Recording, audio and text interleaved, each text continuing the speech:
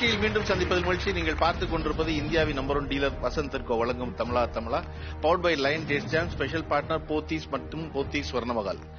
மனித வாழ்வில் இன்றியமையாத விஷயம், அடிப்படை தேவை 3: உணவு, உடுக்க உடை, இருக்க இடம். உண்ணும் உணவு பத்தி நமக்கு தினசரி கவனம் இருக்கும், அதை பத்தி எல்லாருக்கும் அக்கறை ஆர்வம் இருக்கும். இருக்க இடம் அவசியம் வாங்கிடணும்னு எல்லாரும் நினைக்கிறாங்க, அந்த இடம் அவசியம். இதுக்கு நடுவில் உடுக்கிற உடை அப்படிங்கிறது ஒரு பெரிய கேள்வியா இவ்வளவு தூரம் கடந்து நம்ம வந்திருக்கோம். உடுக்கிற உடை இதுவாக இருந்ததா மனித வாழ்வில் தொடக்கத்துலனா இல்ல.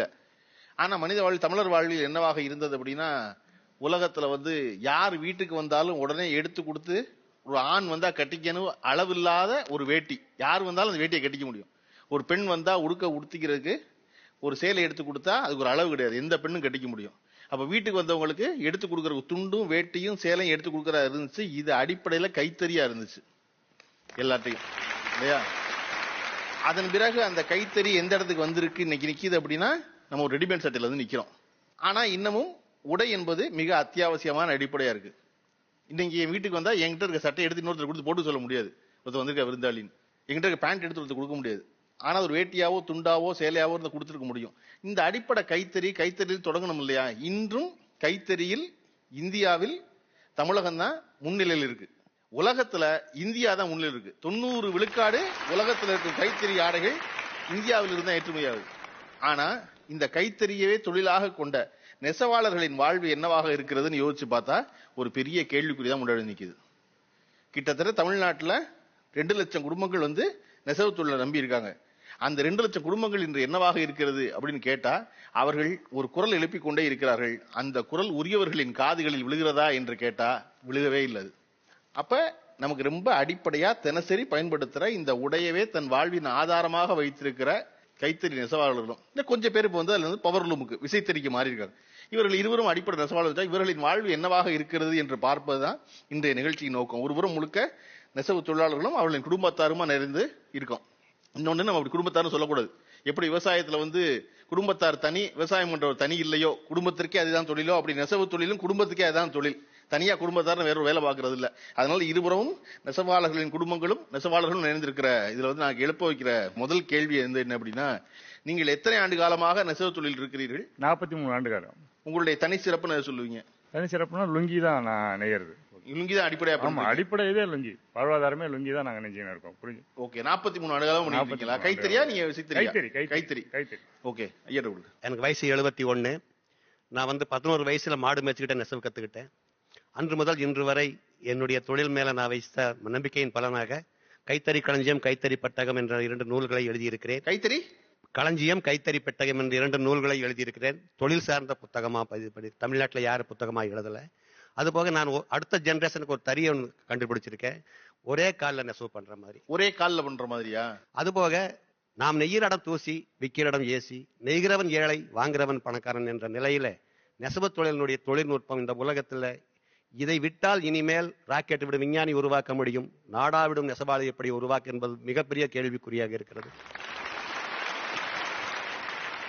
என் பெயர் தேவாங்க குலரத்னா, MS நாகேந்திரா, நெசவுக்காரன். தேவாங்க குலரத்னா ஏன் ஸ்பெஷலா சொல்றேன் அப்படின்னா, நெசவுத்துறை, அதாவது நம்ம ஆதி காலத்துல மனுஷங்களுக்கு உடை அர்ப்பணிக்கணும் அப்படின்ட்டு கடவுள் நினைக்கும் போது எங்களுடைய சமுதாயத்தை முதல்ல படிச்சாங்கன்ற ஒரு இது. அதே போல எங்களுடைய சமுதாயத்து பின்னால ஒரு 27 சமுதாயம், தேவாங்கா, தேவாங்கன், கோஷ்டா, கோஷ்டி, அட்டகாரா, பத்மசாலி, பட்டசாலி, தொகட்ட வீரா, இந்த மாதிரி நிறைய நெசவு சமுதாயங்கள் இருக்கு. இந்த நெசவு சமுதாயத்துல நான் பிறந்ததுக்கு ரொம்ப பெருமைப்படுறேன். நான் காஞ்சிபுரத்துல இருந்து வந்திருக்கேன். என் வீட்டுக்காரர் பேர் எத்திராஜ், என் பேர் செல்வி.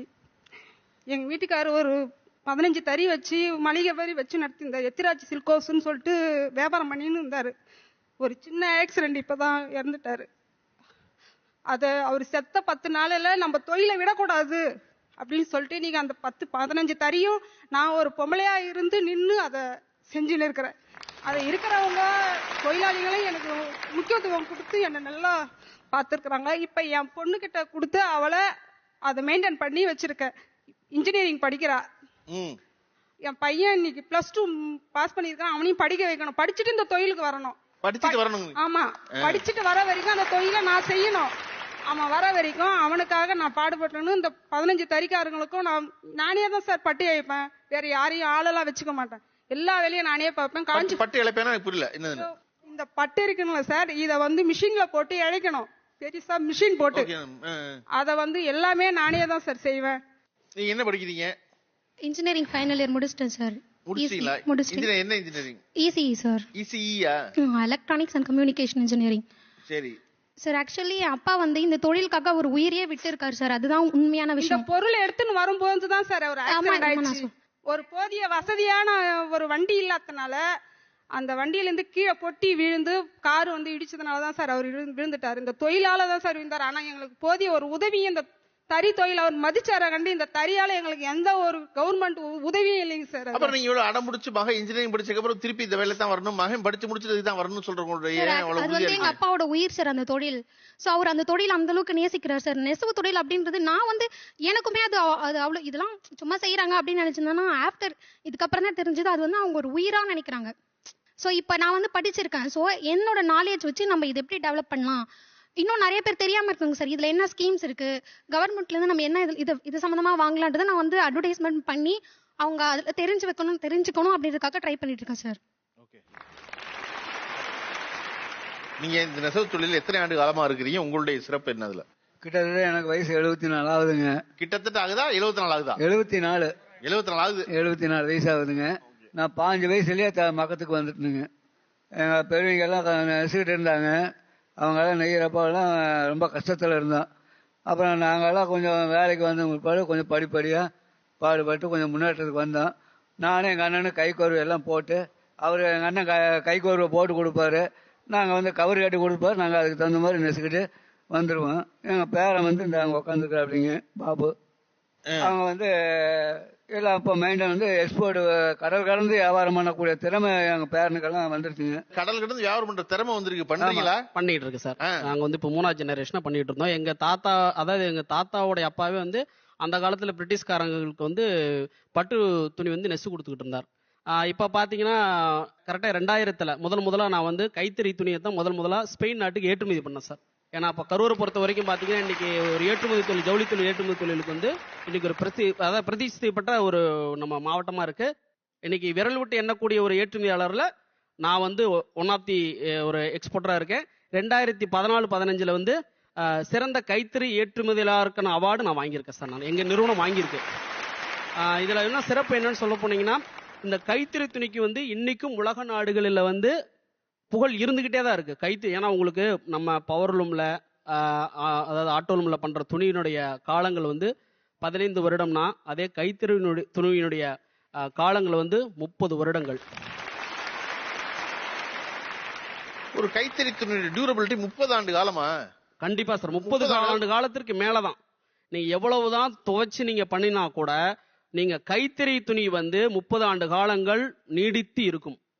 அதுல மாற்றுக்கிறதுல கலர் வேணா போகலாமே தவிர பிஞ்சு போற அளவுக்கு வராது. ஆனா அதுவே நீங்க பவர் ரூம்லயோ ஆட்டோ ரூம்லயோ போட்டீங்கன்னா வெறும் 15 ஆண்டு காலம் மட்டும்தான்.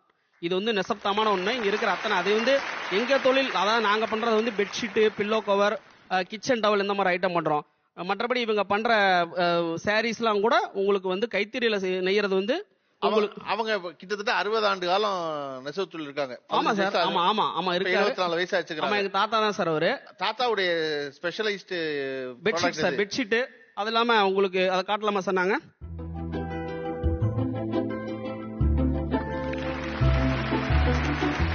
இது திருக்குறள் கிட்டத்தட்ட எங்க தாத்தாவோட அண்ணன் அவர் பேரு சின்னசாமி முதலியார்னு சொல்லிட்டு கிட்டத்தட்ட 1330 குறளையும் தன்னுடைய கையாலேயே நெசிருக்கார். கடந்த 4 வருடங்களுக்கு முன்பு அவர் இறந்துட்டாரு. எழுத்து பூரா ஒரே மாதிரி, ஃபாண்ட் பூரா ஒரே மாதிரி இருக்கே கைத்தறியில பண்ணி. கைத்தறியில நல்லா கோர்வைதான். இது மட்டும் பண்ணல, கைத்தறியால் செய்யப்பட்ட ஒண்ணு. இதுவும் கைத்தறியால செய்யப்பட்டது சார். எல்லாமே என்னோட குடும்பத்தோட வறுமையை போக்குறதுக்காக நான் 17 வயசுல தறித்தொழில் கத்துக்கிட்டது. என்னோட அண்ணன் தான் என்னோட குடும்ப சுமையை பார்த்துக்கிட்டு இருந்தாரு, அம்மா கிடையாது. ஸோ 17 வயசுல ஆரம்பிச்சது. 11th முடிச்சிட்டேன். அண்ணனோட சுமையை கொஞ்சம் குறைக்கணும்னு ஆரம்பிச்சது தான். தறி ஓட்டினா பொண்ணு கொடுக்க மாட்டாங்க அப்படிங்கிற மாதிரி இருந்தது. அந்த பிரச்சனை இன்னைக்கு வரைக்கும் இருக்கு சார். இன்னைக்கு வரைக்கும் இருக்கு சார். 15,000 ரூபாய் கம்பெனில சேலரி வாங்கினா நம்பி பொண்ணு கொடுக்க தயாரா இருக்காங்க சார். 40,000 ரூபாய் ஒரு மாசம் கவர்மெண்ட் சேலரி ஈக்குவலுக்கு சம்பாதிக்கிறவங்களுக்கு பொண்ணு கொடுக்க இங்க யாரும் தயாரா இல்ல. நிரந்தரம் கிடையாது. லாக்டவுன் வந்துருச்சுன்னா ஃபர்ஸ்ட் ஒன் இந்த மாதிரி சின்ன சின்ன விஷயங்கள் வந்துச்சுன்னா நிரந்தரம் கிடையாது. ரெண்டாவது ஒண்ணு பாத்தீங்கன்னா, இப்ப மாப்பிள்ள 20,000 ரூபாய் சம்பாதிக்கிற கம்பெனிக்கு போறாருன்னா மாப்பிள்ள கம்பெனிக்கு போயிடுவார், பொண்ணு வீட்டுல சீரியல் பார்க்கலாம். ஆனா தறிக்கார் வீட்டுல அது பாசிபிலிட்டி கிடையாதுங்க சார். பொண்ணுக்குன்னு மட்டும் கிடையாதுங்க சார், குழந்தைக்கு கூட. ஒரு குழந்தை எழுந்து நடக்க ஆரம்பிச்சால பாப்பா அந்த தாரத்தா ஏன் அப்படின்வாங்க. தார்னா அந்த நாடால போட்டு நெய்யக்கூடிய விஷயங்கள் சார். அந்த மாதிரி ஒரு சுச்சுவேஷன் தானாவே உருவாயிடும் சார். அதனால ஒரு குடும்பத்துல தான் பொண்ணு கஷ்டப்படுறத விரும்ப மாட்டாங்க இல்லையா. அதனால என்னதான் ஒரு மகத்துவமான தொழிலா இருந்தாலும் இன்னமும் சில பகுதிகள்ல, நான் எல்லாரையும் சொல்ல சார், நெசவாளர் குடும்பத்துல எத்தனை பேர் இருந்தாலும் அத்தனை பேருக்கு வேலை இருக்கும். நிச்சயமா இருக்கும். இந்த தாரை கொஞ்சம் புடிய, இந்த இடம் அது செய்ய அப்படின்ற மாதிரி. ஏன்னா தறி மேடையில உட்காந்துட்டு எழுந்து வர முடியாதுன்றதுக்காக சொல்லுவாங்க சார். அப்படிதான் சார் இந்த தறி வேலைங்கிறது. அப்படிதான் சார். ஓகே, சரி. பொண்ணு கிடைக்கல உங்களுக்கு? இல்ல சார், பொண்ணு கிடைக்கிற ரொம்ப கொஞ்சம் கஷ்டமா தான் இருந்தது. அதுக்கப்புறம் சொந்தத்திலே மாமா பொண்ணு, அவங்களும் 5. நான் பரவாயில்ல சார், நான் 17 வயசுல தான் தொழில் கத்துக்கிட்டேன். அவங்க 10 வயசுல இருந்து அந்த தொழில இருக்கிறாங்க. அவங்க குடும்பம் எங்களோட ரொம்ப வறுமையானது. 10 வயசுல பண்றீங்களா? எனக்கு எங்க அம்மா தறி நெசு தான் இது பண்ணாங்க.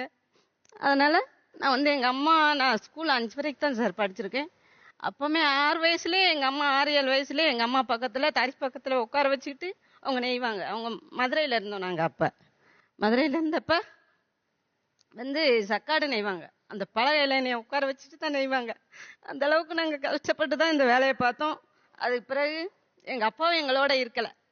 எங்க அப்பா எங்களை விட்டுட்டு போய் வேற கல்யாணம் முடிச்சிட்டாரு. அதனால எங்களை படிக்க வைக்கிறதுக்கு எங்க அம்மாட்ட முடியல. எங்க அண்ணன் 1, அக்கா 1, நான் தான் 3வது பிள்ளை. அதனால கால் கூட சரியா எட்டாது. அப்பவுமே பெடல் தறின்னு அதை கால்ட்டு மிதிச்சு தான் பண்ணணும். அந்த வேலைக்கு நான் போனேன். எங்க அம்மா தறி நெய்வாங்க, எங்க அக்கா தறி நெய்வாங்க. அப்பவுமே நான் 60 ரூபாய்க்கு வேலை பார்ப்பேன் சார். ஒரு துண்டுக்கு 4 ரூபாய் தருவாங்க. ஒரு துண்டுக்கு 4 ரூபாயா? ஆமா, 15 துண்டு அடிப்பேன். 15 துண்டு பண்ண முடியும் அந்த அவங்க வச்சிருக்காங்க அந்த மாதிரி துண்டு தான். ஓகே, இது துண்டு பண்ண அப்ப நீங்க முதல்ல வாங்குனது 4 ரூபாய். நான் முத வாங்குனது 4 ரூபாய். இப்போ எவ்வளவு துண்டு பண்ண ஒரு நாளைக்கு? 45 ரூபாய். 45 ரூபாய் ஒரு துண்டு. 45 ரூபாய். ஆனா இதுக்கு எங்களுக்கு அடக்கம் 25-30 ரூபாய் கிட்ட வந்துரும் நூல் எல்லாமே. அது போக எங்களுக்கு 15 ரூபாய் 16 ரூபாய் தான் இருக்கு.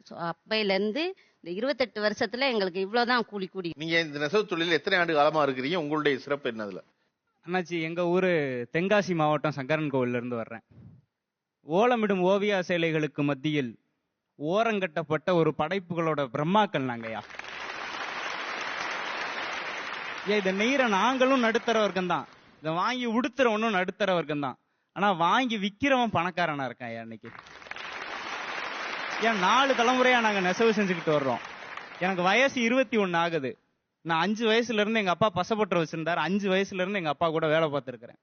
பொதுவா எல்லாருமே பரவலா சொன்னாங்க, நான் 4ஆப்பு படிக்கும் போது படிப்பை விட்டுட்டு நான் தொழிலுக்கு வந்தேன், நான் 6ஆப்பு படிக்கும் போது சூழ்நிலை காரணமா தொழிலுக்கு வந்தேன் அப்படின்னு. நான் சொல்றேன்யா, 10ஆம் வகுப்பு முடிச்சுட்டு diploma in accounting financial auditing 2 வருஷம் படிச்சேன். படிச்சு முடிச்சுட்டு diploma in piloting of UAV அப்படின்னா அன்மேன்ட் ஏர் வெஹிக்கிள், தமிழ்ல புரியுற மாதிரி சொல்லணும்னா ஆள் இல்லா விமானம் இயக்குதல் அப்படின்னு பேரு. அந்த படிப்பு டிப்ளமோ 2 வருஷம் படிச்சேன். 3 தகுதி தேர்வுகள்ல தகுதி பெற்றிருக்கிறேன். இன்னும் டெல்லியில ஒரே ஒரு டெஸ்ட் டிரைவ் பண்ணேன் அப்படின்னா நான் ஒரு அன்மேன்ட் ஏர் வெஹிக்கிள் பைலட்டா இந்தியாவுக்குள்ள நடமாடலாம். ஆனா இத்தனைக்கும் உண்டான இடத்தை எனக்கு தந்தது இந்த நெசவு தான். இன்னமும் நான் அந்த நெசவை தான் செஞ்சுக்கிட்டு இருக்கிறேன். எனக்கு மில்லுல பஞ்ச நூலாக்குறதுல இருந்து இந்த சேலையை பணமாக்குற வரைக்கும் நடக்கிற அத்தனை பணிகளும் எனக்கு தெரியும். இருந்தாலும் என்னால இப்போ இந்த அக்கௌண்டிங் அண்ட் பினான்சியல் படிச்சதுனால ஒரு 4 கம்பெனி ஆடிட்டிங் என்னால ஒத்த ஆளா பார்த்து மாசம் 1.5 லட்சம் ரூபாய்க்கு மேல என்னால சம்பாதிக்க முடியும். ஆனா இந்த சேலையை வித்து இந்த சேலையில எனக்கு லாபமா கிடைக்கிற 30 ரூபாய்க்கு அந்த 1.5 லட்சம் ரூபாய் ஈடா இல்ல சார். பட் ஆனந்தி, இதெல்லாம் உணர்ச்சி வசமா பேசுவதற்கு நல்லா இருக்கு, சரியா? இந்த சேலை எத்தனை சேலை பண்ணுவீங்க ஒரு மாசம்? ஒரு வாரத்துக்கு 57 சேலை அடிப்போம் சார். அதாவது நீங்க பவர்லூம்ல ஒரு நாளைக்கு 3 சேலை அடிப்போம். ஓகே, ஒரு நாளைக்கு சேலைக்கு 50 ரூபாய் கிடைக்குது. ஒரு சேலைக்கு ஒப்பந்தத்துக்கு பாவம் எடுத்திருந்தோம் அப்படின்னா 110 ரூபாய் கிடைக்கும் சார். இப்ப 10% கூலி அதிகம். நீங்க 110 வச்சுக்கோங்க. ஒரு நாளைக்கு 3 சேலை பண்ணா 300 ரூபாய் கிடைக்கும். ஒரு ஆள் 3 தறி 4 தறி ஓட்டுவோம். இல்ல பதவி ஒரு ஆள் 3 தடவை ஓகே அப்படியே வச்சுக்கோ, ஒரு நாளைக்கு 1000 ரூபாய் கிடைக்கும். 1000 ரூபாய் கிடைச்சு அந்த கணக்கே நீங்க வந்து 3 தடவைக்கு வச்சுட்டா 1000 ரூபாய் கிடைக்கும். 1000 ரூபாய்க்கு 30,000 ரூபாய் கிடைக்கும். 30,000 கிடைக்கும். நீங்க ஒரு படிப்பு படிச்சிருக்கேன், ஒரு வேலை செய்யறேன், எனக்கு 1.5 லட்சம் ரூபாய் கிடைக்கும், அதுக்கு இது ஈடாகாதுன்னு சொல்வதற்கு முதல் மாசம் நல்லா இருக்கும். ஒரு 20 வருஷங்களுக்கு யோசிச்சு பார்த்தா நல்லா இருக்குமா? அதை நான் வந்து அதெல்லாம் சிறப்பு தான். இதை நம்ம செஞ்ச தொழில் நம்ம நேசிக்கிறோம், இது ரொம்ப சிறந்த விஷயம். இன்னொன்னு இதுக்கெல்லாம் மேலாக கணக்கெழுதுவது இது ஒண்ணாகாது. இது படைப்பு இல்ல, கணக்கெழுதுறது படைப்பு இல்ல, இது கிரியேட்டிவிட்டி. அது கிரியேட்டிவிட்டி கிடையாது இல்லையா? இது மாதிரி வேணும் செய்ய முடியும். அந்த இடத்துல அர்த்தத்தை எல்லாம் புரிஞ்சுக்கிறேன். அதெல்லாம் இதெல்லாம் சிறப்பு. இது நீங்க பண்ண செய்யலையா? ஆமாங்க சார். ஓகே. இந்த கடைசி தகுதி தேர்வு டெல்லிக்கு போகணுமே, போறதுட்டு இருக்கா இல்லையா? இது 3 வருஷமா தள்ளி போய்கிட்டே இருக்கு சார். முதல் வருஷம் ஒரு தாக்குதல் நடந்துச்சு டெல்லி எல்லை பகுதியில, புல்வாமா அட்டாக் நடந்துச்சு. 2வது வருஷத்துல இருந்து 2வது வருஷம் கொரோனா, 3வது வருஷமும் கொரோனா, இப்ப 4வது வருஷம் 3வது ஆளா இப்பதான் வந்திருக்குது. இன்னும் 2 ஆளா பாக்கி இருக்குது. ஆனா போய் எழுதுறா இருக்கீங்க? ஆனா போய் எழுதுறதா இருக்கு. Okay, super. அது நீங்க எத்தனை ஆண்டு காலமாக இந்த தொழில், நெசவு தொழில் இருக்கீங்க? என்னோட பேர் செல்வராஜ் செட்டியார், தேவாங்க செட்டியார். அதுல நான் ரொம்ப பெருமைப்படுறேன். ஏன்னா நான் நெசவாளன் என்கிறதுல ரொம்ப எனக்கு பெருமையா இருக்கு. கலையிலேயே சிறந்த கலை நெய்யும் கலை. அதுக்கு ஈடு இணை கிடையாது. நாங்களே ஓனர், நாங்களே தொழிலாளி. நெய்யணும்னு நினைச்சா நெய்யலாம், வேண்டாம்னு நினைச்சா விட்டுறலாம். ஆனா 4 மணிக்கு எந்திரிச்சு நெய்யணும், 11 மணி வரைக்கும் நெய்யணும், இல்ல ஒரு நாள் வேணும்னா விடிய நெய்யும். ஒரு நாள் மட்டும் கிடையாதுங்க. இதுல நிறைய பேர் சொன்னாங்க பாத்தீங்களா, நிறைய நாள் விடியும் நாங்க நெய்யணும். இதுதான் எங்களோட நெசவாளர் கதை. ஆர்னிலிருந்து வந்திருக்கு சார். கைத்தறி நெசவாளராக இருந்தேன். அதுக்கப்புறம் அது சம்பந்தப்பட்ட டிசைனர் வேலையும் செய்தேன் சார். கைத்தறியா இருந்து நல்லா இது வரைக்கும் நல்லா இருந்தது சார்.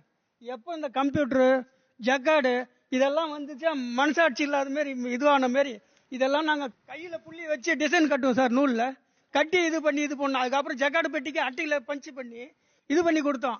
ஆனால் நல்ல எல்லாம் இது பண்ணோம். ஒரு பெரிய நிறுவனத்துக்கு நான் ரொம்ப பாடுபட்டேன் சார். 7 அடுக்கு மாடிக்கு வந்து நீட்டுக்கு ஒரே சாரி தயார் பண்ணாங்க. அதில் போய் ஒர்க் பண்ணேன். ஒரு அவார்ட் டிசைனுக்கோசம் ரெடி பண்ணுறேன்னு சொல்லிட்டு ஒரு பாயடிச்சு குடோன்னு தேர்ந்தெடுத்து இது பண்ணாங்க. அந்த தூசில் இருந்தால் நம்ம உடம்பு கெட்டு போகும் நான் நினைக்கல சார். நம்மளுக்கு அவார்டு கிடைக்கணுன்ற ஒரு ஆர்வத்தினால, பெருந்தன்மையினால அதில் போய் இறங்கி 3 மாதம் அது உள்ளே இருந்ததுனால அந்த ஒற்றை ஐடி ஆகாமல் எனக்கு நுரையீரல் பாதிப்பு வந்துடுச்சு சார். அந்த சேலை நல்ல மாதிரி நச்சு கொடுத்துட்டு தான் நான் வெளியே வந்தேன். வெளியே வந்த போது அந்த சேலையில் சும்மா இருக்கிறவங்க எல்லாம் போட்டோ இருந்தது சார். 24 மணி நேரம் ராத்திரி பகல அங்கேயே வீட்டை விட்டுட்டு இருந்து எனக்கு எந்த விதமான ஒரு சின்ன நாள் ஆனிச்சு அந்த புடவை நெய்யறதுக்கு? ஏறக்குறைய 3 மாசம் ஆச்சு சார். 3 மாசம் ஆச்சு. அங்க மொத்தமா புதுசா கட்டிங் எல்லாம் எடுத்து போய் போட்டு தறி எல்லாம் மொத்தம் ரெடி பண்ணி மொத்தமே இன்ஜினியர் வேலையில எல்லாம் பண்ண. ஆனா அதுக்கு இன்ஜினியர் டிசைன் பண்ணி கொடுத்தது கம்ப்யூட்டர்ல பண்ணி கொடுத்தாங்க. இயற்கை காட்சி, தரையில தண்ணியில நீந்துற மீன்ல இருந்து முதல்ல ஆமை எல்லாம் எத்தனை வனவிலங்கு மனுஷனை தவிர அத்தனை பறவை, மர உச்சியில் இருக்கிற ஆந்தகன் அத்தனை உருவம் இருக்கும். அது ஒரு சில ஒரு கடையில, அந்த கடையில பேர் சொல்ல விரும்பல, அந்த கடையில ரொம்ப நாள் சோகாசில வச்சிருந்தாங்கன்னு நிறைய பேர் என் தொழில் சம்பந்தப்பட்டவங்க நிறைய பேர் பாராட்டினாங்க. நீங்க பாராட்டினா போதும், நம்ம வெளியே தெரிஞ்சு என்ன பண்ண போறோம்னு சொல்லிட்டு இது பண்ண. ஆனா எனக்கு அவங்க பாராட்டுறது கூட எனக்கு பெருசு இல்லை சார். என் உடல்நலம் பாதிச்சு ரொம்ப நான் வந்துட்டு சார். என் குடும்பமே ஒண்ணு இல்ல ஆயிட்டு. நான் நல்ல வருமானம் சம்பாதிச்சு இல்லைன்னு என்ன படிச்சு?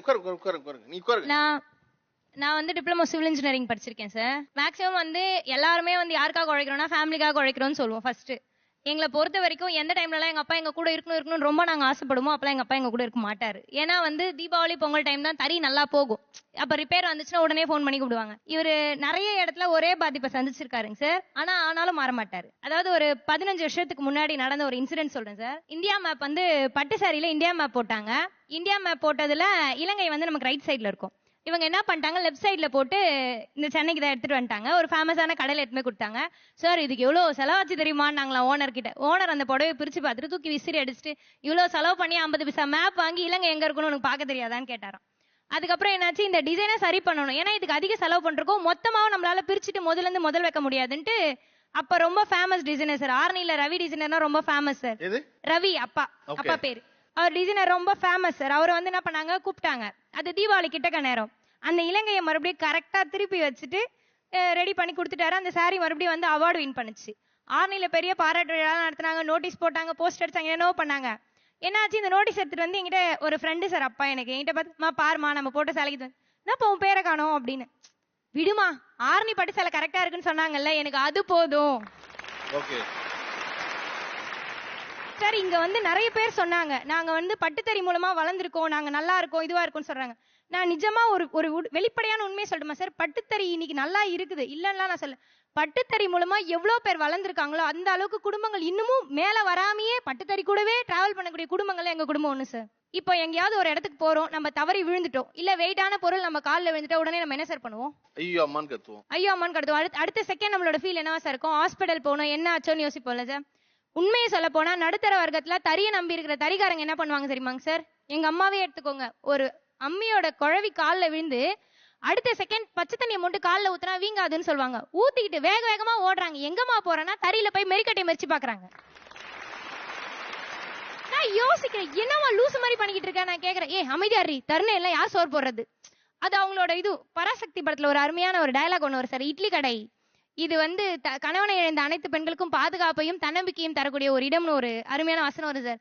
ஆனா எனக்கு தெரிஞ்சு நான் சொல்றேன் சார், இன்னைக்கு எங்க ஊர் பக்கமாகட்டும் எல்லா ஊர் சைட்லயுமே மஞ்ச கயித்தை இழந்த பல பெண்களுக்கு சுங்கு கயிறு தான் சார் வாழ்க்கையை கொடுத்துட்டு இருக்கு. நான் திருவண்ணாமலை மாவட்டம் வந்தவாசி தாலுகா கீழ்குடகுளம் வரேன் சார். எங்க ஊர்ல பாத்தீங்கன்னா ஏறத்தாழ ஒரு 1500 நெசவாளர் குடும்பம் இருக்கு சார். இதுல பாத்தீங்கன்னா ஒரு 100 குடும்பம் மட்டும் பட்டுத்தறி நெசவை நம்பியே இருக்காங்க சார். இன்னைக்கு பாத்தீங்கன்னா வெறும் 15 பேர் தான் சார் இருக்காங்க பட்டுத்தறி நம்பி. அந்த 1500 பேர்ல பாத்தீங்கன்னா எல்லாருமே விசைத்தறி தான் சார், இறை தொண்டுன்னு சொல்லுவாங்க சார். இந்த டவல் தான் சார் எங்க ஊர்ல ஃபேமஸ். கீழ்குடங்குளூர்னு சொன்னாலே எல்லாருக்கும் தெரியும் சார். இந்த டவலை தான் எல்லாரும் வாழ்வாதாரமே இந்த டவல் நெய்யறதை வச்சுதான் சார். நாங்க பாத்தீங்கன்னா யாருக்கிட்டையும் போய் பொருள்லாம் வாங்கின்னு வர மாட்டோம். எங்களுக்குன்னு கூட்டுறவு சொசைட்டின்னு ஒன்று இருக்கு. அந்த சொசைட்டி ரன் ஆகும்.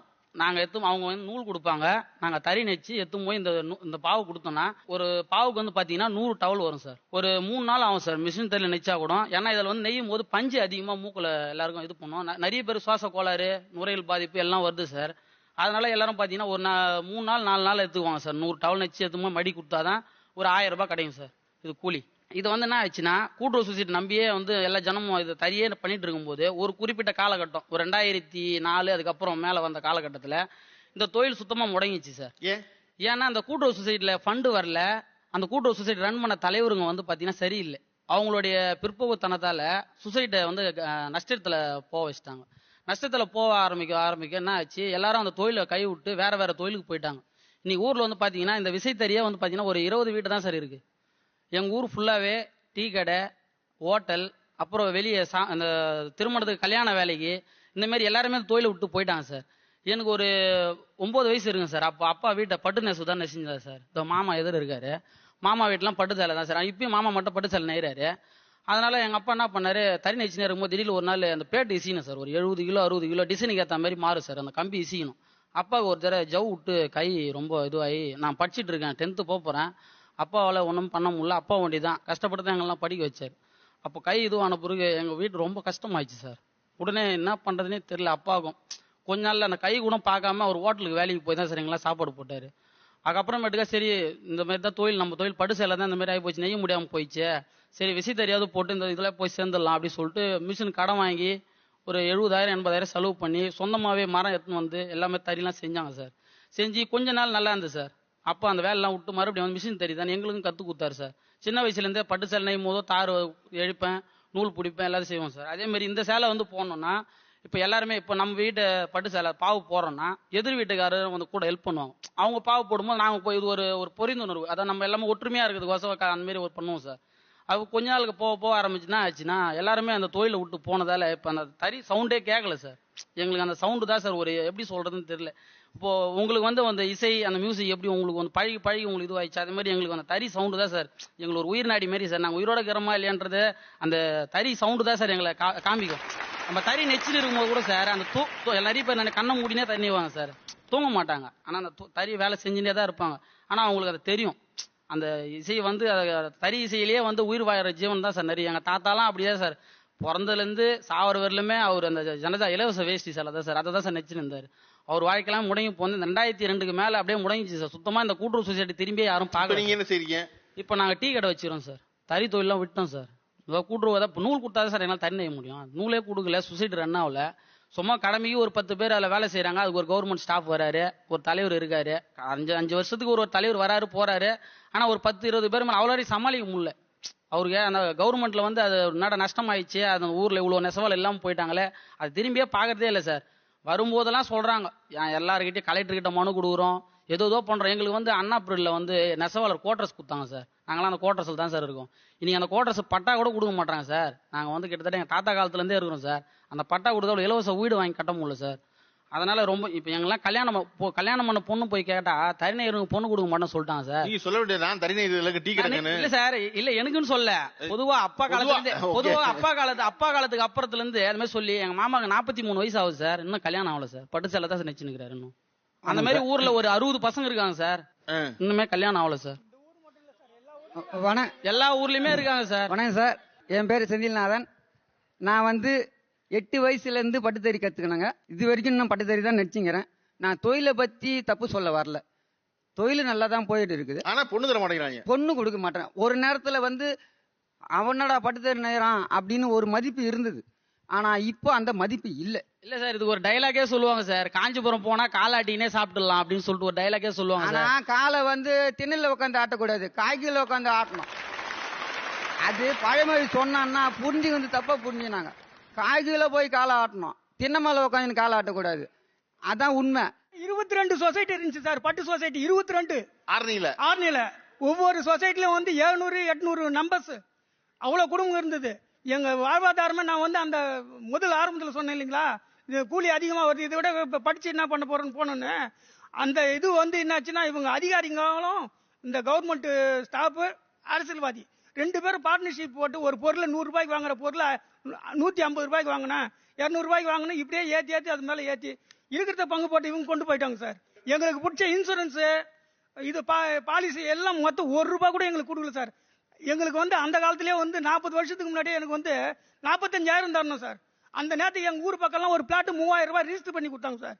45,000 கொடுத்தா நீங்க எத்தனை பிளாட் வாங்கினா எதற்கு ஹவுசிங் போடு சார்? 45,000 சொசைட்டி தர வேண்டியது. தர வேண்டியது. இந்த சொசைட்டி இருந்தா தான் சார் நெசவாளி பழைக்க முடியும். தனியார் நம்பி எல்லாம் போக முடியாது சார். அவருக்கு சௌரியப்பட்டா என்ன பண்றாரு? எனக்கு முடியும். இல்ல ஒரு இருக்கு கிளியரா சொல்லிருக்கேன். நீங்க அவரு சொசைட்டி இருந்தனாலதான் நான் போனேன், என் வாழ்க்கையை கெட்டு போச்சு, டீ கடைக்கு வந்துட்டேங்கிறாரு. நீங்க மறுபடியும் எல்லாத்தையும் சொல்லி கடைசி வைக்க முடிக்கிறீங்க. சொசைட்டி இருந்தா தான் நெசவாளி வாழ முடியுங்கிறீங்க. இப்ப சொசைட்டி இருக்கணுமா வேண்டாமா? அது சொசைட்டி என்ன பிரச்சனை? நல்ல மாதிரி செயல்படணும் சார். சொசைட்டி செயல்படணும். வணக்கம் சார், நான் பிரியா, தொட்டம்பாளையத்திலிருந்து வந்திருக்கேங்க. தொட்டம்பாளையம், ஈரோடு மாவட்டம். நாங்க கைத்தறி நெசவு தான் பண்றேங்க. நான் 15 வருஷமா கல்யாணத்துக்கு அப்புறம் தான் இது கத்துக்கிட்டேன். எங்க வீட்டுக்காரர் தான் எனக்கு சொல்லி கொடுத்தாரு. நீங்க முதல்ல நெசவு தான் தொழில் உங்களுக்கு? அவர் சின்ன வயசுல இருந்து நெசவு தான் பண்ணிட்டு இருக்காருங்க. அது போக நெசவு தெரியும்னா பெடல் தெரியும் தெரியும், கைத்தறியும் தெரியும், சாயப்பற்ற அதுவும் தெரியும். எல்லா தொழிலுமே வந்து இவர் தான் சொல்லி கொடுத்தாரு. இப்ப பழகிட்டேன். இப்ப நானும் நெசவு பண்ணிட்டு தான் இருக்கேன். மேல் தொழில் 10 தறி 15 தறி வச்சு நடத்திட்டு தான் இருக்கேன். வீட்டுல குழித்தறி நடத்துறோம். அதுக்கு உண்டான எல்லா வேலையும் வந்து நான் செஞ்சு கொடுத்துட்டு தான் இருக்கிறேன். அது போக இப்ப அவர் வந்து திருவள்ளுவர் கைத்தறி பயிற்சி மையம் அப்படின்னு ஆரம்பிச்சிருக்காரு. அதுக்கும் வந்து நாங்க உறுதுணையா இருந்து எல்லாமே செஞ்சு கொடுத்துட்டு தான் இருக்கேன். நீங்க ஒரு பயிற்சி மையம் வச்சிருக்கீங்களா? பயிற்சி ஆசிரியர், கைத்தறி பயிற்சி ஆசிரியரா இருக்கேன். இப்ப பாத்தீங்களா, அவரு அதாவது நெசவு தொழிலை விட்டுட்டுன்னு சொன்னார் இல்லைங்களா. வருங்காலத்துல மாணவர்கள் நெசவு தொழில் விட்டுட்டாங்கன்னா கண்டிப்பா நாட்டின் பொருளாதாரம், அவருடைய வீழ்ச்சி மட்டும் இல்ல, நாட்டின் பொருளாதார வீழ்ச்சியும் இதில் இருக்கு. ஒவ்வொரு நெசவாலையும் குறையறாங்க அப்படின்னா கண்டிப்பா சொல்ற இந்த நாட்டின் பொருளாதார வீழ்ச்சி நிச்சயமா எதிர்நோக்கி காத்துக்கிட்டு இருக்கு. அதை மாற்றணுக்காக தான் இந்த தொழிலை மேம்படுத்தணுக்காக பயிற்சி மையம். ஜாதி மதங்களை தாண்டி அனைவரும் இந்த கைத்தறி பயிற்சியை கத்துக்கணும் அப்படிங்கறதுக்காக நான் அனைவருக்கும் இதை கத்துக் கொடுத்து இதன் மூலமே வேலை வாய்ப்பும் உருவாக்கி கொடுத்துட்டு இருக்கேன். இன்னைக்கு எல்லாம் பாத்தீங்கன்னா மாணவர்கள் இன்னைக்கு வரல, வேலையில்னு சொல்றது கேட்கறதுக்கே கஷ்டமா இருக்கு. அத்தனை வேலைகளை உருவாக்கி வச்சிருக்கு இந்த துறை, நெசவுத்துறை. 350 தொழில் சார்ந்த தொழில் இருக்கு அப்படின்னா இதுல நெசவு சார்ந்த தொழில் மட்டும்தான். 350 இருக்கு. 350 தொழில் நெசவு சார்ந்து இருக்கு. இன்னைக்கு ஒரு நெசவாளி உருவாக்குனா மட்டும்தான் 350 தொழிலும் முன்னேற முடியும். நீங்க எந்த வருஷம் இந்த தொழிலுக்கு வந்தீங்க, என்ன பண்ணிட்டு இருக்கீங்க? அனைவருக்கும் வணக்கம். எனக்கு வயசு 57. 12 வயசுல இருந்து நெசவு தொழில இருந்தேன். நெசவு தொழிலில் இருந்து கொண்டே எங்க அப்பா அன்னைக்கு வறுமையோடு போராடி ஒரு 10ஆம் வகுப்பு வரை படிக்க வச்சாரு. ஆனா இங்க பேசிய கருத்துக்கள் எல்லாம் பாத்தீங்கன்னு சொன்னா, முதல்ல தொடங்கின இடத்திலே வந்துடுறேன். செய்யும் தொழில் சீர்தூக்கி பார்க்கின் நெய்யும் தொழிலுக்கு நிகரில்லைங்கிறதுல நான் அழுத்தமா பதிவு செய்யறேன். இது என்ன காரணம் அப்படின்னு சொன்னா, இந்த மெய் தீண்டல் குழந்தைகளுடைய அந்த பிஞ்சு கரங்கள் வந்து நம்மளை தொட்டா அதனுடைய இன்பமே தனின்னு சொல்லி ஒரு நெசவாளர் தான் எழுதியிருக்கிறாரு.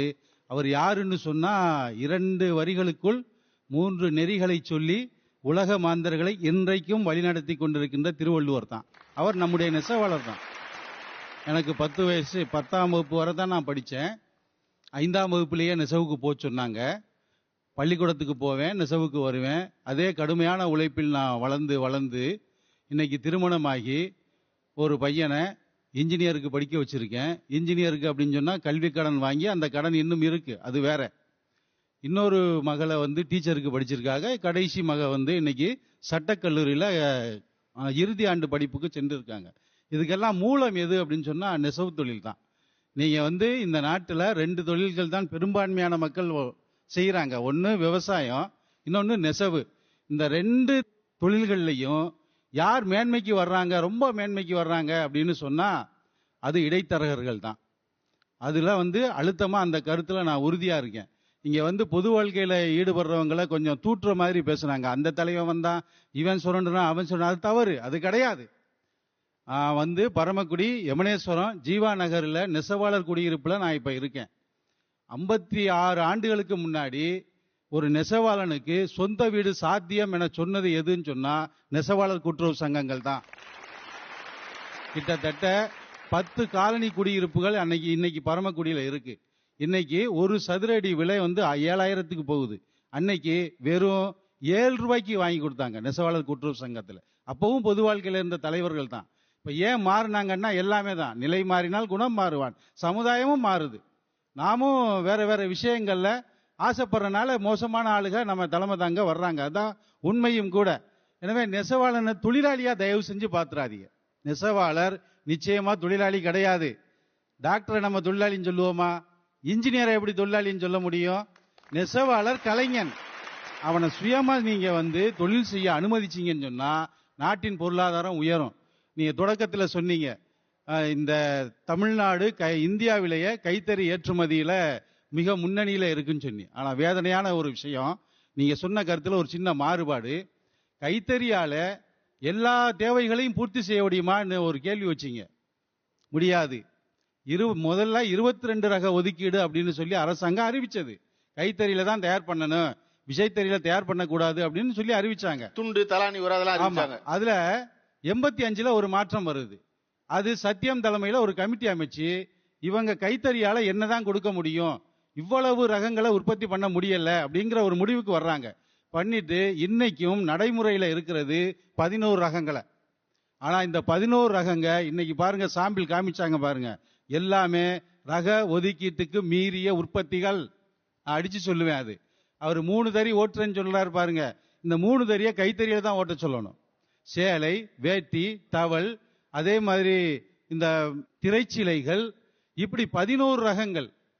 அணிகிற மஃப்ளர், கம்பளி. வேதனையான விஷயம் என்னன்னு சொன்னா, பவானியில உற்பத்தியாகிற ஜமுக்காலம் அது ஏற்றுமதி நீங்க கைத்தறின்னு முத்திர குத்தி இன்னைக்கு போலியா ஏற்றுமதி பண்றாங்க. பவானி ஜமுக்காலம் அப்படின்னு கைத்தறி சிம்பலை வச்சு ஏற்றுமதி பண்றாங்க பாருங்க. அது மோசடித்தனம். அது அரசியல்வாதி கத்து கொடுக்கல, நம்மள இருந்த ஒரு பணக்காரன் அந்த யோசனையை பண்ணிட்டான். பண்ணி இன்னைக்கு அந்த பவானி ஜமுக்காலத்தில் இருக்கிற நெசவாளர்களை அப்புறப்படுத்திட்டாங்க. இன்னைக்கு முழுமையா பவானி ஜமுக்காலமா நான் தான் அப்படின்னு சொல்லி அந்த போலி ஏற்றுமதியாளர்கள் பண்ணிக்கிட்டு இருக்காங்க. ஆனா அந்த ஜமுக்காலம் நாங்க சொன்ன அந்த விசைத்தறியில பண்ணி அதை கைத்தறின்னு சொல்றாங்க. அதுக்கு ஒரு லூப் லைன் வச்சு பண்ணிக்கிட்டு இருக்காங்க. அதுக்கு அரசு மானியமும் வாங்கிட்டு இருக்காங்க. எல்லாமே நடந்துகிட்டு இருக்கு, முறையா நடந்துக்குது.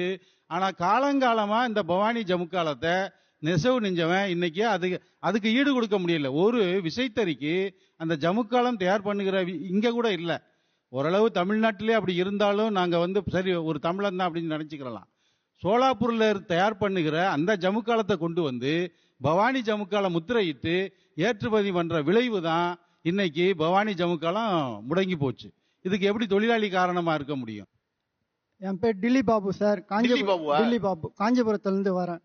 இந்த பொண்ணு தறிகாரன்லாம் பொண்ணு கொடுக்க மாட்டான்னு சொன்னாங்க. அந்த அனுபவம் எனக்கு ஏற்பட்டது. கல்யாணம் ஆயிடுச்சா இல்லையா? கல்யாணம் ஆயிடுச்சு. யாரு கொடுத்தா? அப்புறம் குடியாத்துல எங்க அப்பா வரேன்னு பார்த்தாரு. போய் தான் சொன்னாரு, தறி வேணாண்டா வேலைக்கு போடான்னாரு. நான் முடியாது, நான் தறியிலே நல்லா சம்பாதிக்கிறேன், தறியிலே இருக்கிறேன்னு. பொண்ணு கொடுக்க மாட்டேன்றாங்கடா அப்படின்னு. சரி எல்லாரும் வற்புறுத்தினாங்க குடும்பத்தில், எல்லாம் வேலைக்கு போ, கொஞ்ச நாள் வேலைக்கு போ, தறி பொண்ணு கொடுக்க மாட்டாங்க கல்யாணத்துக்காக கல்யாணத்துக்காக.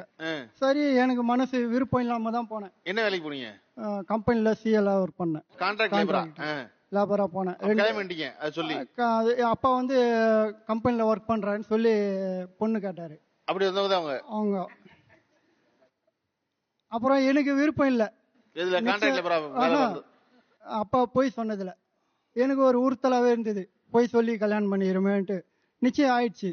நிச்சயம் ஆன பிறகு நான் போன் பண்ணி சொன்னேன்.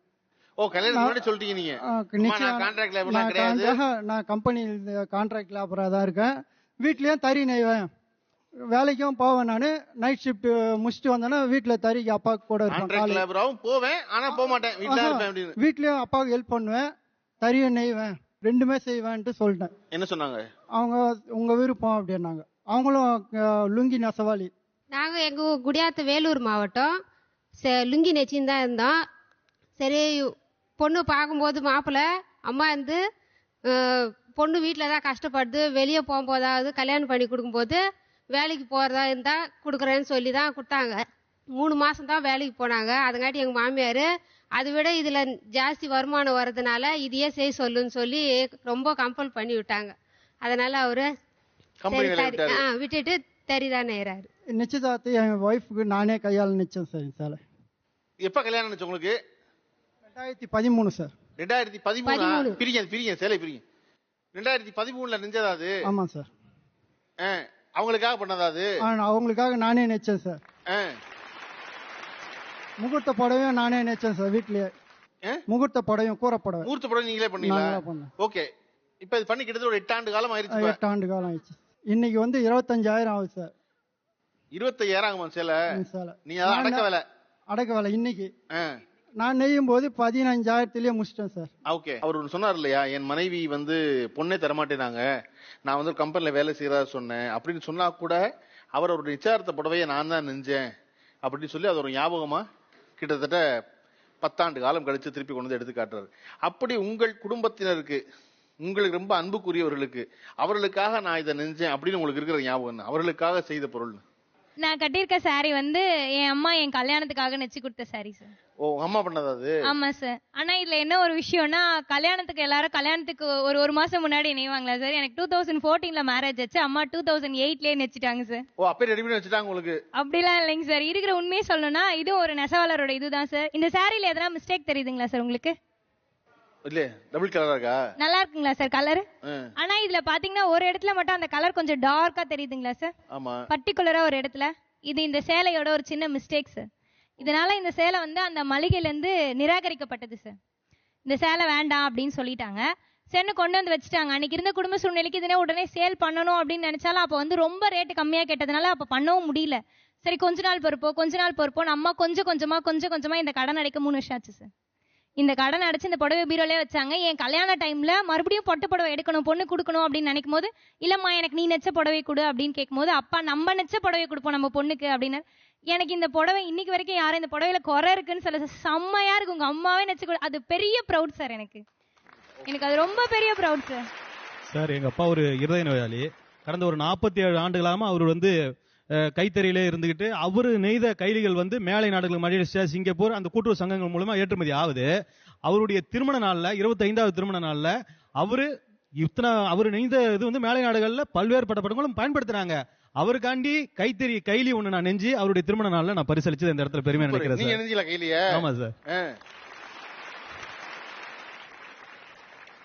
இப்ப நான் உடுத்திருக்கிற இந்த புடவை 75 வயசான எங்க அப்பா கைத்தறியில எனக்காக நெசு கொடுத்த ஒரு புடவை. இன்னைக்கு தமிழாவில் இந்த புடவையை தான் உடுத்தணும்னு ஸ்பெஷலா அவரோட ஞாபகார்த்தமா, எங்க அப்பா பேர் வந்து கருப்புசாமி செட்டியார், பாப்பாத்தி அம்மாள் அம்மா, அவங்களோட ஞாபகார்த்தமா இது லைஃப் லாங் நமக்கு மெமரியா இருக்கணுங்கிறதுக்காக இந்த புடவையை நான் உடுத்திட்டு வந்து ரொம்ப பெருமையா இருக்கு, சந்தோஷமா இருக்கு. ஓகே. இந்த நெசவு தொழிலுக்கு வந்ததற்காக நான் பெரிதும் மகிழ்ந்த தருணம் இது அப்படின்னு சொல்லுவீங்க? எங்களுக்கு இந்த கூட்டுறவு சங்கத்து மூலமாங்க சார், இந்த கிளஸ்டர் மத்திய மாநில கவர்மெண்ட் மூலமா கிளஸ்டர்னு ஒன்று, அதுல வந்து நெசவாளருக்கு ஐயா சொன்ன மாதிரி நெசவு பயிற்சி அவர் திருவள்ளுவர் கலைக்கூடம் சொன்னார். அந்த மாதிரி எங்களுக்கு கிளஸ்டர்ல நெசவு ட்ரைனிங் சொல்லி கொடுக்க ஆள் வேணும்னு வந்தாங்க.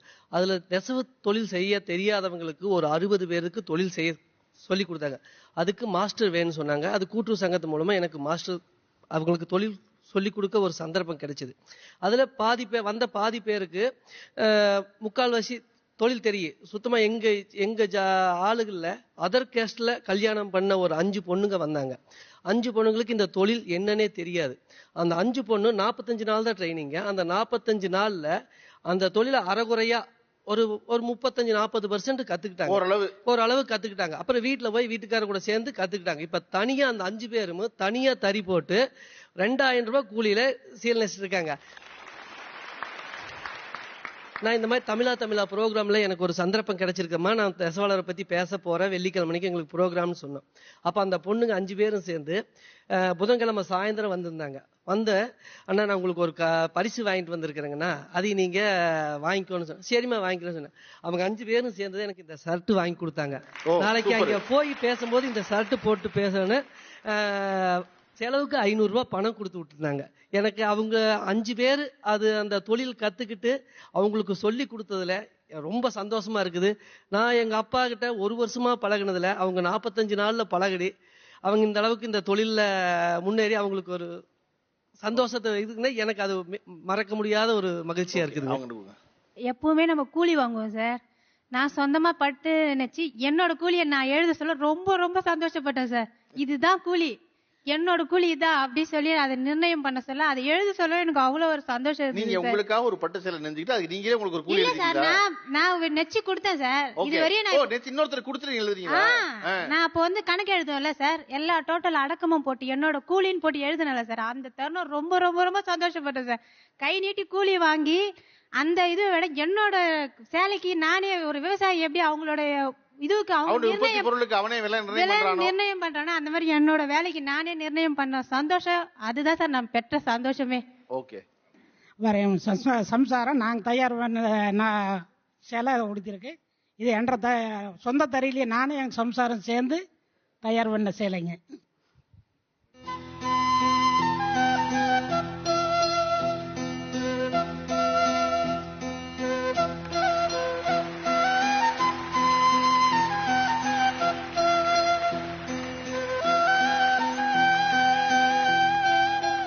அந்த நோம்பி வந்தாங்க, வருஷத்துல 4 நோம்பி வந்தாலும் வேற சேலையை எடுத்து கொடுத்துட்டா அவருக்கு சந்தோஷம் இருக்காதுங்க.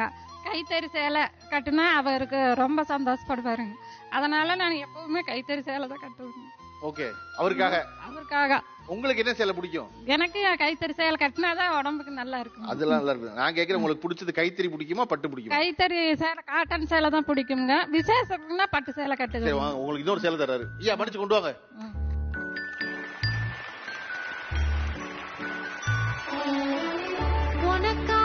ஓகேவா?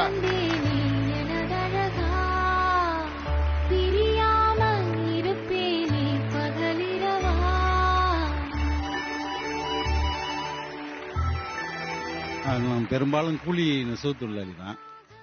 பல நேரங்களில் அந்த நம்ம நெய்யிறத அந்த சேலைகளில் சில டேமேஜினால திரும்பி வரும். அது டேமேஜ்னால பெசகுனால ஒரு ஆமா டேமேஜினால அதை அவங்க மனம் கோராம மனைவி கட்டிக்கிடுவாங்க. அது ஒரு 2-3 தடவை நடந்திருக்கு. அதுக்கு பதிலாக எனக்கு அந்த வாசிப்பு பழக்கம், எழுத்து பழக்கத்துக்கு ரொம்ப ஒத்துழைப்பு கொடுப்பாங்க. சின்ன வயசு குழந்தைகளை வச்சுக்கிட்டும் நீங்க படிங்க எழுதுங்க அப்படின்னு சொல்லுவாங்க. அது எந்த தருணம் எனக்கு ரொம்ப மகிழ்ச்சியா இருந்துச்சு அப்படின்னு சொன்னா, 2700 வருஷத்துக்கு முன்னாடி நெசவு பற்ற கீழடியில இருந்திருக்கு அப்படின்னு கேள்விப்பட்டு அங்கே போனேன். ஒரு 4 நாள் தங்கி நெசவு சம்பந்தமான விஷயங்களை எழுதி கீழடி தமிழினத்தின் முதல் காலடிங்கிற நூலை படைச்சேன். அந்த நூலுக்கு சென்னை சேக்கிலார் ஆய்வு மையம் சேக்கிலார் விருது கொடுத்தாங்க.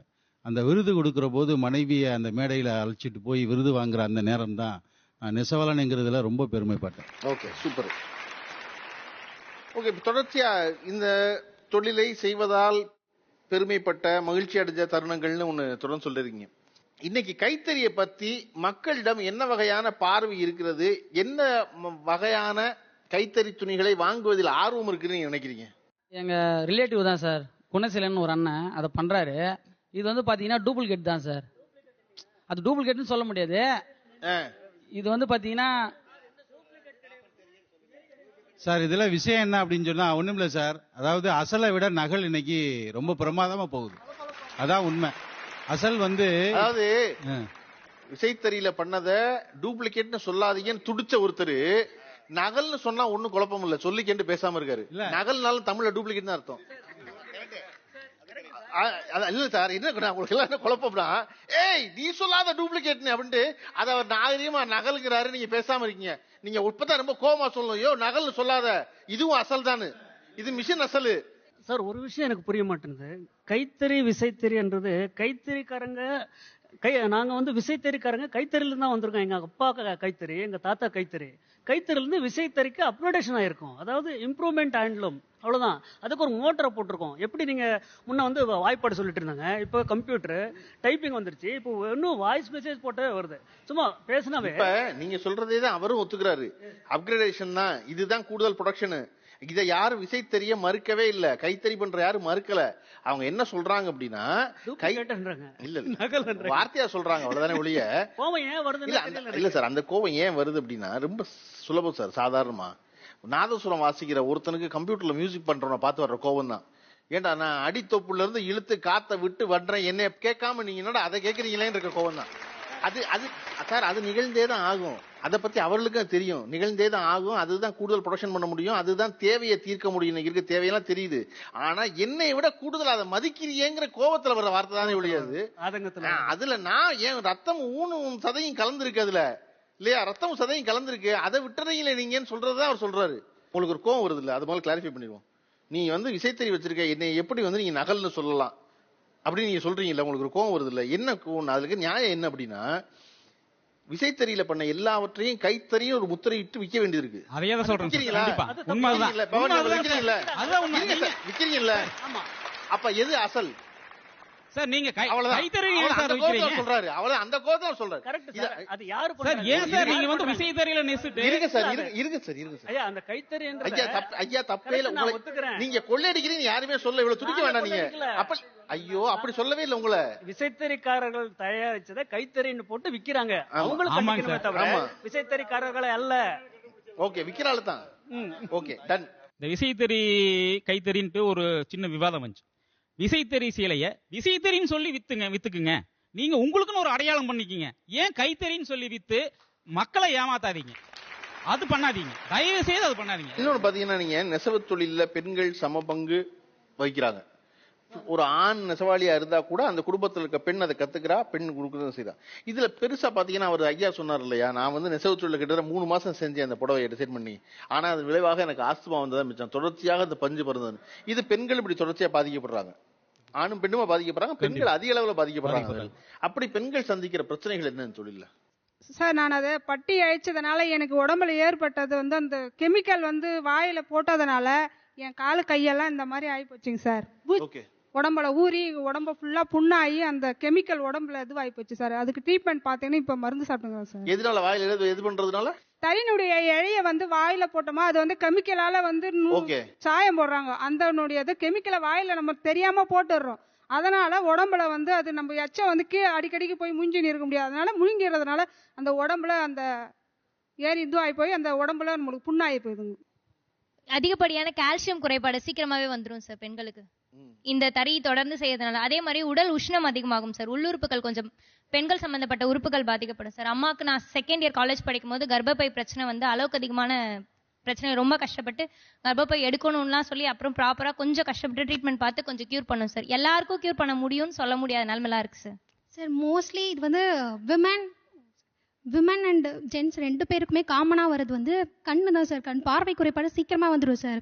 அவங்க வந்து உன்னிப்பாக கவனிச்சு அதை நெய்யறதுனால அவங்களுக்கு வந்து சீக்கிரமாகவே பார்வை குறைபாடு வந்துடும். எங்கள் அப்பா வந்து 35 இயர்ஸ்லேயும் வந்து கண்ணாடி போட்டுட்டாரு.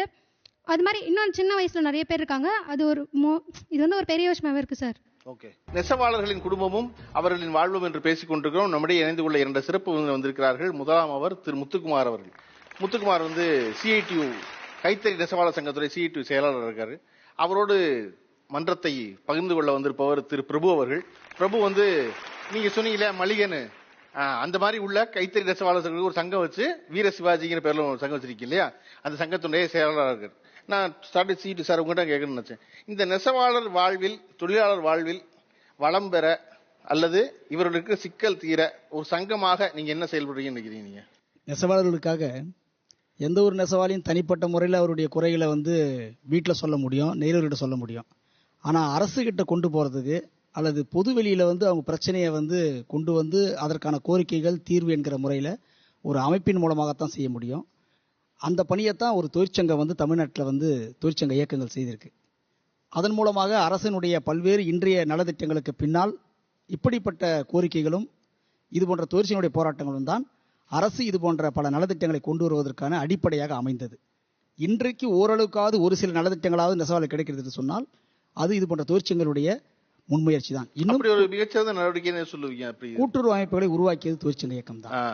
கூட்டுறவு சங்கம் என்பது தமிழ்நாட்டில் 1936 மதுரையில் நெசவாளர் சங்கம் உருவாக்கப்பட்டது. பட்டு நெசவாளர்களுக்காக 1955 காஞ்சிபுரத்தில் சுதந்திர போராட்ட வீரர் ஒரு நெசவாளி KS பார்த்தசாரதி முதல் பட்டு கூட்டுறவு சங்கம் உருவாக்கப்பட்டது.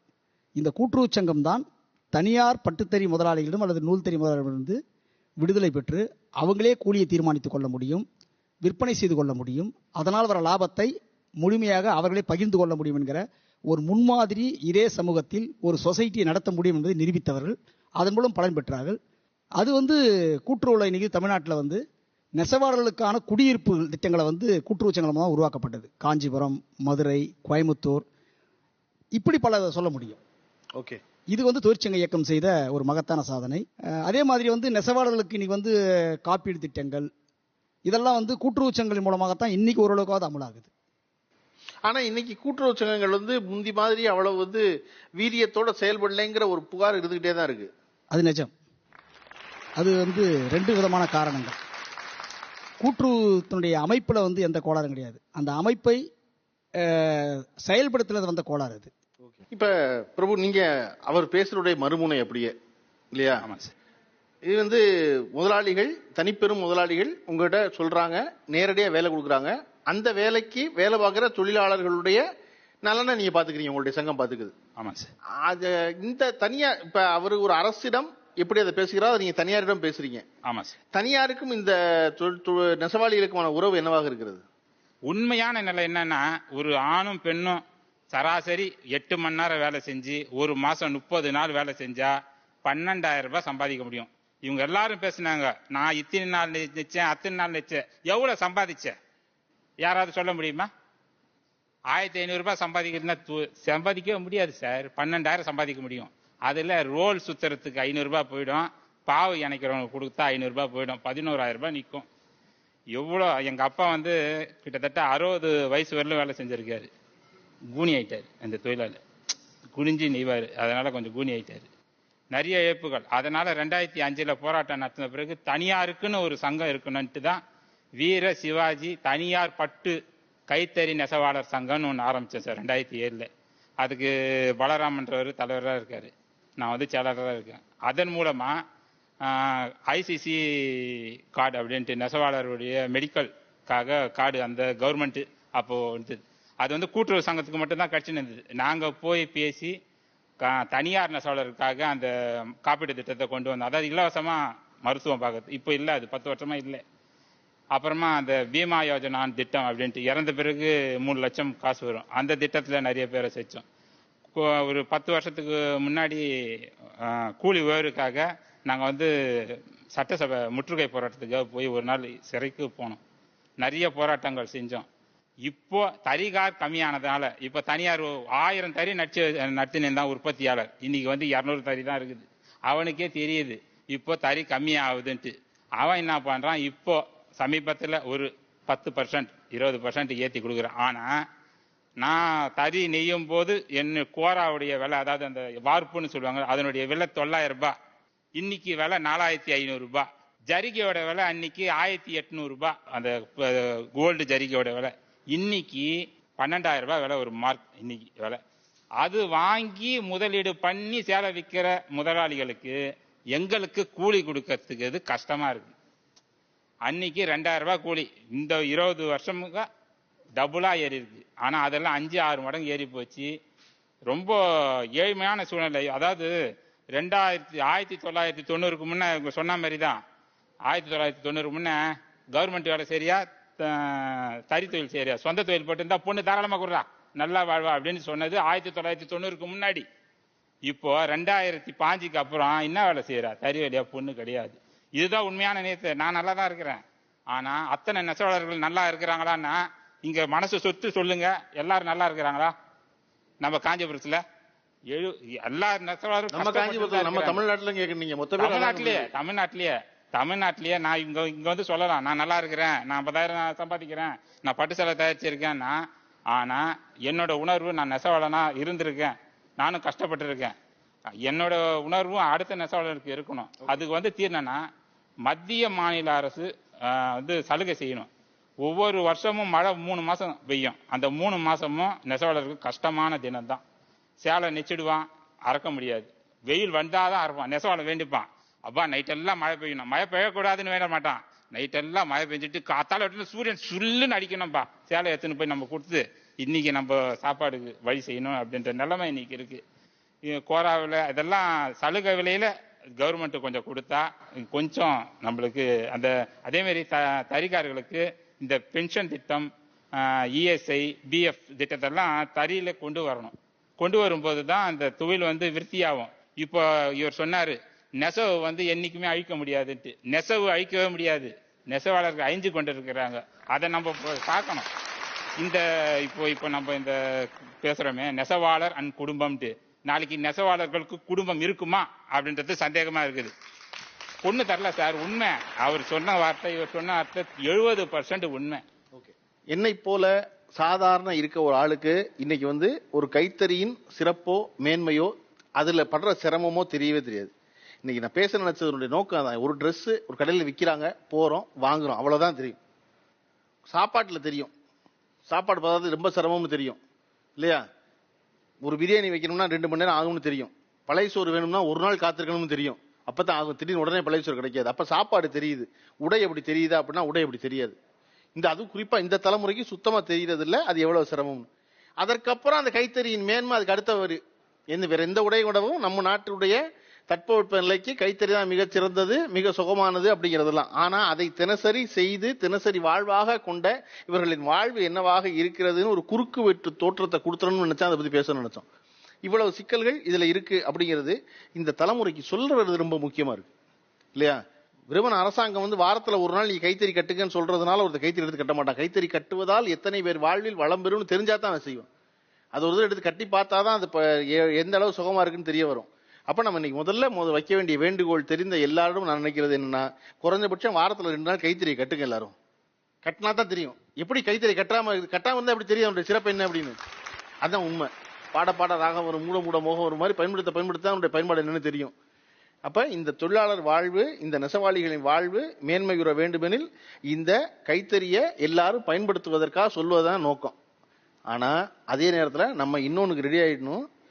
கைத்தறியோட இந்த விசைத்தறியோட ஒரு சண்டை போட்டுக்கிட்டே இருக்கோம். நம்ம கைத்தறி நெசவாளர்கள் எல்லாரும் அதோட ஒரு சண்டை போட வேண்டியது இல்ல. ஆனா உங்களுடைய ஒரு கோரிக்கை ரொம்ப சரி. என்னன்னா, தயவு செஞ்சு பவர்லூம்ல பண்ணதை பவர்லூம்னு சொல்லி வித்துருங்க, கைத்தறின்னு சொல்லி விற்காதீங்க அப்படிங்கிறது இல்லையா? அடிப்படையா இருக்கிறதும் கெட்டு போகுது அப்படிங்கிறது. எனக்கு நீங்க காமிச்ச பட்டுச்சேலை வந்து ரெண்டுமே பார்க்கும்போதே தெரியுது. கைத்தறியில பண்ண பட்டுச்சேலை பளிச்சுட்டு தெரியத்தான் செய்யுது. அது பெரும்பான்மையா பெண்களுக்கு தெரியத்தான் செய்ய முடியும். இன்னைக்கும் போய் நான் எனக்கு நினைவு தெரிஞ்சு எல்லாருக்கும் எனக்கு தெரிஞ்ச பெண்கள் எல்லாரும் கூட்டுறவு சொசைட்டின்னு சொல்லித்தான் ஒரு பட்டுச்சேலை வாங்கியிருக்காங்க. எந்த கூட்டுறவு சொசைட்டி கேட்டுதான் வாங்கியிருக்காங்க, கடைகள்ல போய் வாங்கினதை விடவும் இல்லையா? இன்னைக்கும் தமிழ்நாட்டில் நடைபெறும் பெரும்பான்மையான திருமணங்கள் 90 விழுக்காடு திருமணங்களுக்கு பட்டெடுப்பதற்கு நேரடியாக கூட்டுறவு சொசைட்டி காஞ்சிபுரத்துக்கு போய் தான் பட்டெடுக்கிறாங்க. அப்ப அங்க மிக தரமானதாக இருக்குன்னு தெரியும். முத்துக்குமார் சொன்ன அந்த இடம் ரொம்ப முக்கியம். கூட்டுறவு என்பதுதான் மிகச்சிறந்த இடம், மிகச்சிறந்த வழி இந்த தொழிலாளர்கள், இந்த நெசவாளர்கள் மேன்மையுறுவதற்கு. அது அவர்களுக்கும் தெரிஞ்சிருக்கு. நான் சொசைட்டியால தான் நல்லா வந்தேன், சொசைட்டி அவசியம் தான் அவர் சொல்றாரு.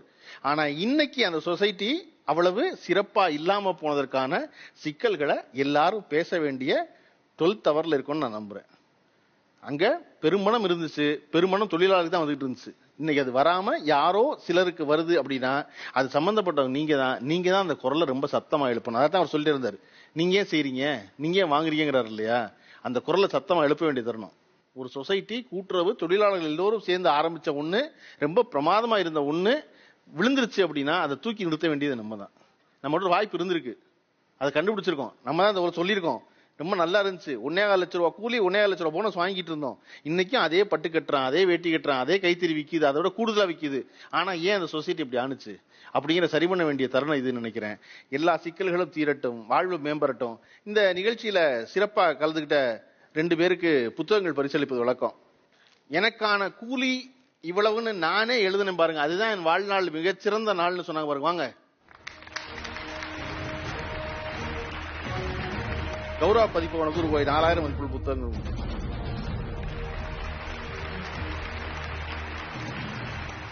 உங்களுக்கு பிரியமானவர்களுக்கு நீங்க என்ன சொந்தமா நெஞ்சு கொடுத்திருக்கீங்கன்னு நான் எங்க அப்பாவுக்கு ஒரு லுங்கி பண்ணி கொடுத்தேன்னு சொன்னார் பாருங்க. வாங்க.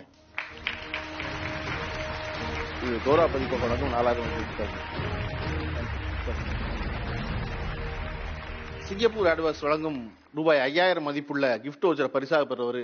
அண்ணே வாங்க. நான் கைத்தறி தான், ஆனா அக்கா விசைத்தறி வேண்டான்னு சொல்லல அப்படின்னாரு பாருங்க. அவர் ஒருத்தர் தான் ரொம்ப பேலன்ஸா அது புரிஞ்சு 2 பக்கம் பேசுறாரு. சொசைட்டி தாங்க நம்மளை காப்பாத்து, சொசைட்டியால தாங்க இவ்வளவு சிறப்பா இருக்கேன்னு சொல்லிட்டே இருந்தார் திரும்ப திரும்ப. வாங்க வாங்க வாங்க வாங்க. சிங்கப்பூர் ஹார்ட்வேர்ஸ் வழங்கும் ரூபாய் 5000 மதிப்புள்ள இப்படி பீட்சா ஹட் வழங்கும் ரூபாய் 2000 மதிப்புள்ள கிஃப்ட் வவுச்சர். வாங்கம்மா, இன்ஜினியரிங் படிச்ச பொண்ணு.